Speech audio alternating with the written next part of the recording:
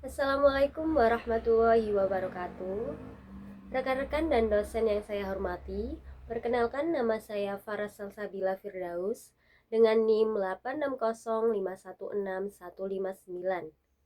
Hari ini saya akan mempresentasikan materi mata kuliah Filsafat Ilmu yang berjudul Peran Filsafat Ilmu dalam Memperkuat Ilmu Pendidikan. Mari kita bedah bersama bagaimana landasan berpikir filsafat dapat membuat dunia pendidikan kita menjadi lebih kokoh dan bermakna. Pertama-tama kita masuk ke bab pendahuluan. Perlu kita pahami bahwa filsafat ilmu dan pendidikan itu memiliki hubungan yang sangat erat. Ibarat dua sisi mata uang, filsafat ilmu bertindak sebagai dasar atau fondasi berpikir. Sementara pendidikan adalah ranah praktisnya yang membantu perkembangan ilmu pengetahuan itu sendiri. Intinya, pada presentasi kali ini saya akan menjelaskan hubungan timbal balik tersebut, serta melihat lebih dalam bagaimana filsafat ilmu itu memperkuat struktur ilmu pendidikan kita. Lalu, bagaimana cara filsafat ilmu memperkuat pendidikan secara konkret? Ada 4 poin utama di sini. Yang pertama, membuat pendidikan lebih ilmiah, di mana pendidikan tidak lagi dijalankan secara asal-asalan, melainkan memiliki landasan teori yang kuat. Yang kedua, menjadi dasar berpikir kritis, yaitu mengajak pendidik maupun peserta didik untuk tidak menelan informasi secara mentah-mentah.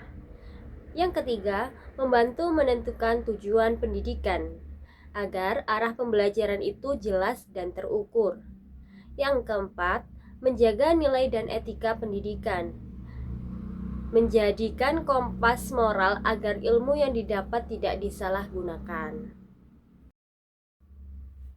Dengan adanya fondasi filsafat ilmu, kita bisa mewujudkan apa yang disebut dengan pendidikan yang bermakna. Pendidikan jenis ini fokus pada 3 hal: membentuk manusia yang kritis dan kreatif, melahirkan pemikiran-pemikiran baru yang inovatif, dan terus mengembangkan ilmu pengetahuan itu sendiri.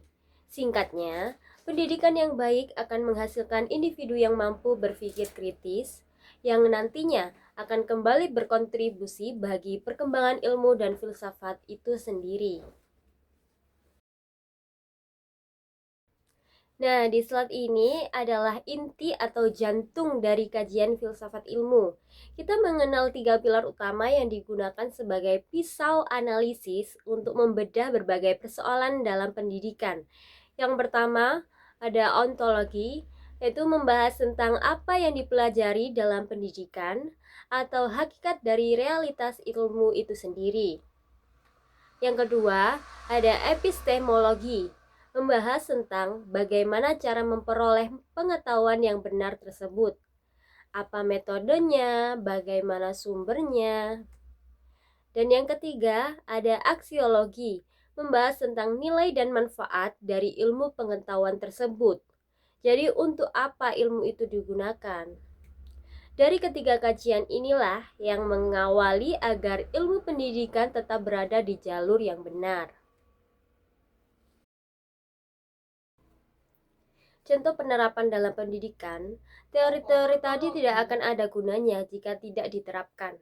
Di Indonesia saat ini, implementasi filsafat ilmu sangat tercermin dalam sistem pendidikan kita. Contohnya, pada kurikulum Merdeka yang menekankan pembelajaran bermakna dan berpusat pada siswa atau bisa disebut student center. Yang kedua, pembelajaran aktif, di mana pembelajaran itu mendorong siswa untuk kritis, kreatif, dan mampu berkolaborasi.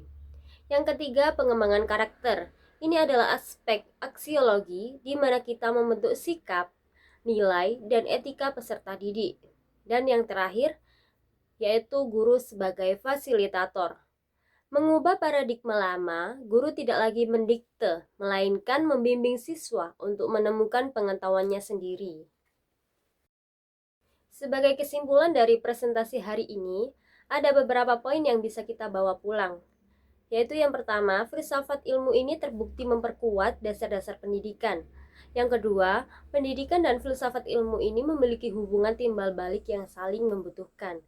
Dan yang ketiga, berkat filsafat ilmu, proses pendidikan kita menjadi lebih sistematis, ilmiah, dan bermakna. Jadi, filsafat ilmu memiliki peran yang sangat penting dalam membentuk pendidikan yang berkualitas dan bermanfaat bagi kehidupan kita semua. Sekian presentasi tugas 2 dari saya. Terima kasih banyak atas perhatian dan waktunya. Mohon maaf bila ada salah kata dalam pengucapan. Wassalamualaikum warahmatullahi wabarakatuh. Bye bye.